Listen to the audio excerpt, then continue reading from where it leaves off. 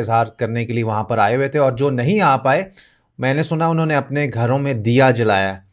और मुकेश अंबानी के अगर आप रेजिडेंस देखें तो उन्होंने भी जो है बड़ी खूबसूरत वहाँ पे सब कुछ कराया था, मैंने वो भी देखा था। और फिर खुशी में जैसे हेलीकॉप्टर से फूल वो बरसा रहे थे लोगों पे। जिस टाइम अंदर पीएम मोदी वहाँ पर थे, मौजूद थे।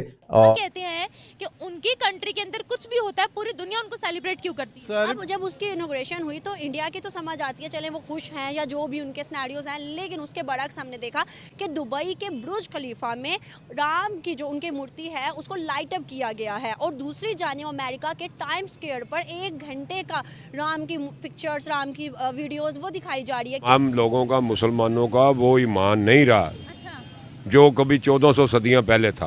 क्या करें? वो लोग नहीं है, कुर्बानी देनी पड़ती है किसी चीज को हासिल करने के लिए, खून देना पड़ता है, खून लेना पड़ता है।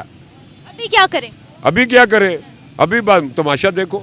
जय हिंद दोस्तों, भारत का पावर पूरी दुनिया में बहुत ही तेजी से बढ़ रहा है और भारत आज एक वैश्विक सुपर पावर बन चुका है। भारत आज के समय एक ऐसा देश है जिसको दुनिया भर में इज्जत की नजरों से देखा जाता है और दुनिया भर के कोने कोने में भारत का आदर सम्मान होता है। अब जब उसकी इनोग्रेशन हुई तो इंडिया की तो समझ आती है, चले वो खुश हैं या जो भी उनके सिनेरियोज हैं, लेकिन उसके बरक्स हमने देखा कि दुबई के बुर्ज खलीफा में राम की जो उनकी मूर्ति है उसको लाइट अप किया गया है, और दूसरी जानिब अमेरिका के टाइम स्क्वायर पर 1 घंटे का राम की पिक्चर्स, राम की वीडियोस वो दिखाई जा रही है। क्या वजूहत है सर कि दुनिया आज उनके एक बड़े इवेंट को हम कह देते हैं सेलिब्रेट कर रही है जिसमें हमारे मुस्लिम भी हैं? क्यों? देखिए, बेसिकली जो मुझे बात नज़र आती है ना इसमें, वो ये है कि सबसे पहले इंडिया जो है एक थिकली पॉपुलेटेड कंट्री है, और इकोनॉमी में अगर देखा जाए तो बहुत सारे लोग इसे देखते हैं एज अ मंडी के, कि बहुत बड़ी मार्केट है वो, और उस मार्केट की तरफ वो तवज्जो हासिल करना चाहते हैं।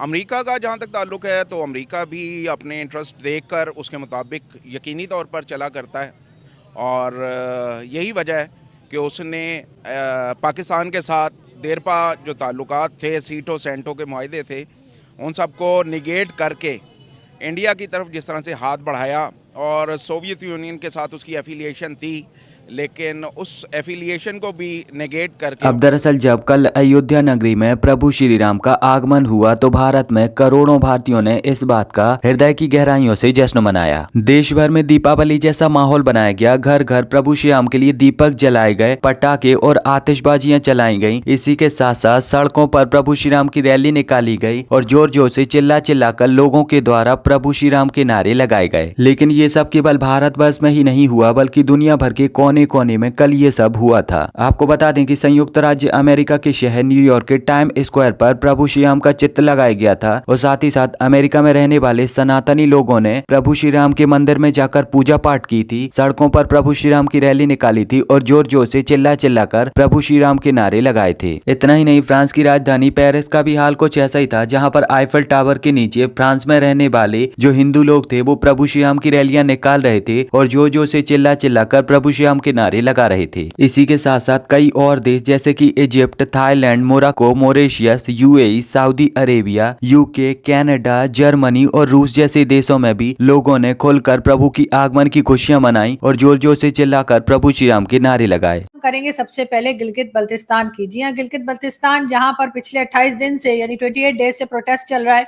और हमारा मीडिया जो है उसको कवर बिल्कुल भी नहीं कर रहा। जी हाँ, ये खबर बिल्कुल भी मेन स्ट्रीम मीडिया के ऊपर नहीं दी जा रही कि गिलगित बल्तिस्तान के लोग जो है वो लास्ट 28 डेज से प्रोटेस्ट कर रहे हैं, गंदम के दाम बढ़ाए गए हैं उसके खिलाफ वो प्रोटेस्ट कर रहे हैं, साथ साथ आजाद कश्मीर जिसे हम कहते हैं और पीओके जिसको भारत कहता है, जी हाँ बिल्कुल वहां पर भी प्रोटेस्ट चल रहे हैं, बिजली के दाम बढ़ाए गए हैं, उन लोगों को उनका हक नहीं दिया जा रहा, जिसके बाद मुसलसल प्रोटेस्ट चल रहा है, हंगामा है, लेकिन मजाल है कि हमारा मेन स्ट्रीम मीडिया उस खबर को कवर कर ले। इससे आप अंदाजा लगा सकते हैं कि मेन स्ट्रीम मीडिया कितना ज्यादा जो है उसको एक तरह से डिक्टेशन दिया जाता है या फिर उसमें सेंसर किया जाता है चीजों को। तो बिल्कुल ये खबर आप इसी वजह से बाहर निकलते हुए नहीं देख रहे, लेकिन गिलगित बल्तिस्तान के लोग बहुत परेशान हैं। 28 डेज से मुसलसल उनके यहाँ प्रोटेस्ट चल रहा है, लेकिन ना तो हमारे हुक्मरान जो है या हमारी जो पॉलिटिकल पार्टीज हैं और या फिर वो लोग जो गवर्नमेंट चलाते हैं, गिराते हैं, बनाते हैं, उनके ऊपर भी कोई असर नहीं पड़ रहा। और साथ साथ आजाद कश्मीर यानी कि पीओके में भी जिस तरह के प्रोटेस्ट चल रहे हैं, बिजली के दाम बढ़ाए गए हैं, उन लोगों को उनका राइट नहीं दिया जा रहा, उसके ऊपर भी बहुत हंगामा है। लोग प्रोटेस्ट कर रहे हैं, लोग मुसलसल शोर मचा रहे हैं, मगर मजाल है कि हमारे हुक्मरानों के ऊपर जरा सा भी असर पड़े। और उसके बाद जब वो लोग ये कहते हैं कि हमें पाकिस्तान के साथ नहीं रहना, तो फिर इन्हें बहुत बुरा लग जाता है और ये कहते हैं कि जी ये तो गद्दार है, ये तो गद्दारी कर रहे हैं और ये गलत बात कर रहे हैं, पाकिस्तान के खिलाफ बात कर रहे हैं। लेकिन आप ये भी तो देखिए कि आपने उन लोगों का हाल क्या करके रखा हुआ है, किस तरह से उन्हें परेशान किया जा रहा है और किस तरह से उनकी सुनवाई नहीं हो रही है। वो प्रोटेस्ट कर रहे हैं लास्ट 28 डेज से, लेकिन मजाल है कि हमारे यहाँ से कोई भी पॉलिटिशियन या एस्टेब्लिशमेंट का आदमी उनसे मिलने के लिए गया हो या उनसे बात करने के लिए पहुंचा हो। लेकिन बहरहाल हम इसके ऊपर आपको अपडेट्स देते रहेंगे। हम आगे बढ़े, हम आपको बताएं पाकिस्तान को इस वक्त सख्त जरूरत है कि वो भारत के साथ अपने टर्म्स को ठीक करे और इसकी जरूरत भारत को इतनी नहीं है जितनी पाकिस्तान को है।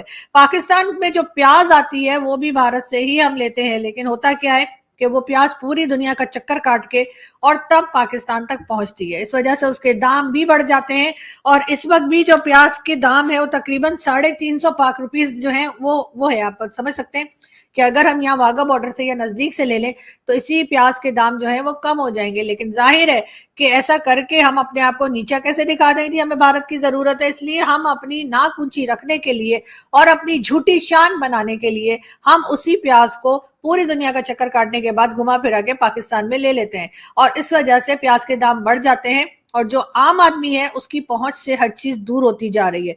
पाकिस्तान में इस वक्त जो हाल है महंगाई का और लोगों का जो हाल है वो देखकर यकीनन अगर कोई जरा सी भी किसी में अकल हो तो वो भारत के साथ टर्म्स को ठीक करे और जो शिकायतें भारत को हैं पाकिस्तान से उसको दूर करने की कोशिश करे। लेकिन ऐसा नहीं हो रहा। अफगानिस्तान के साथ भी हमारे टर्म्स खराब है, ईरान का तो खैर आपको पता ही है, लेकिन अफगानिस्तान के साथ भी कल 10 दिनों के बाद जो है वो बॉर्डर खोला गया है और 10 दिन से बॉर्डर बंद था। वहां पे बहुत ज्यादा टेंशन थी टीटीपी को लेकर भी और दूसरी कई चीजें जिसके लिए अफगानिस्तान को शिकायत है पाकिस्तान से, तो ये बॉर्डर बंद कर दिए गए थे। 10 दिन ये बॉर्डर बंद रहे, लेकिन मजाल है कि हमारे मेन स्ट्रीम मीडिया ने इस बारे में बात की हो। हम सिर्फ यही करते जा रहे हैं इलेक्शन कब है, इलेक्शन कहाँ है, कौन आ रहा है, कौन जा रहा है, इसके अलावा पाकिस्तान में क्या हो रहा है इसके ऊपर हमारा मेन स्ट्रीम मीडिया बात करने को तैयार नहीं है। बहरहाल 10 दिनों के बाद अब अफगानिस्तान की तरफ से बॉर्डर को खोला गया है। कितने दिन के लिए खोला गया है मालूम नहीं, मगर ये जरूर है कि पाकिस्तान ने अपनी एयर स्पेस बंद कर दी थी ईरान के लिए और कहा यह गया था कि ईरान की तरफ से आने वाली किसी फ्लाइट को जाने ना दिया जाए और अगर जाए तो उसको मॉनिटर किया जाए। और साथ ही साथ यही कुछ ईरान की तरफ से भी था कि पाकिस्तान की तरफ से अगर कोई फ्लाइट जाती है तो उसको मॉनिटर किया जाएगा। लेकिन